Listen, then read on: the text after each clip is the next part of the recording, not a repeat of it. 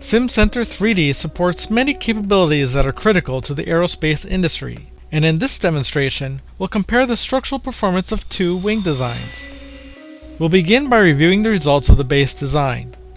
Simcenter 3D offers an integrated simulation environment with embedded multidiscipline solvers, including the NX-Nastran solver. NX-Nastran was used to perform a modal analysis of the wing assembly FEM to make sure all the components were included properly and connected correctly.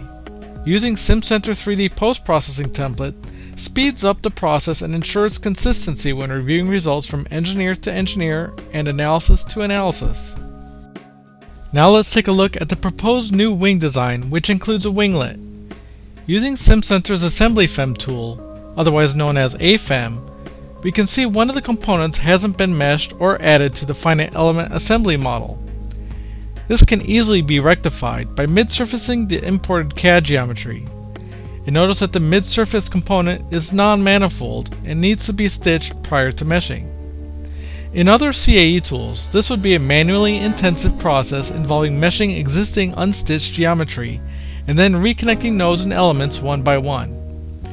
In an integrated solution such as Simcenter 3D, the CAE engineer instead fixes the geometry prior to meshing and can also use geometry cleanup tools to further improve the quality of the mesh and hence the accuracy of the CAE results.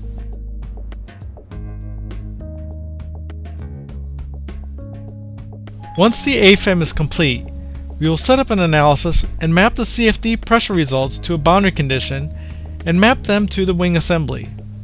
So the CFD results are used as inputs into the next phase of the analysis process. Keeping in mind that all of the tools you're seeing, geometry editing, meshing, solving, are all integrated into one environment. Once the mapping process is completed, we can review a contour plot of the pressure boundary conditions. This is a good sanity check to perform before solving the analysis and possibly looking at erroneous results. Then let's look at the wing design with the winglet in greater detail. If needed, these results could be used for subsequent fatigue analysis. But for now, let's focus on comparing the results of the design with the winglet to the base design. As you can see, the stress in the design with the winglet is slightly higher than in the base design. This is to be expected as the winglet is creating more lift and hence has more total force acting on the wing.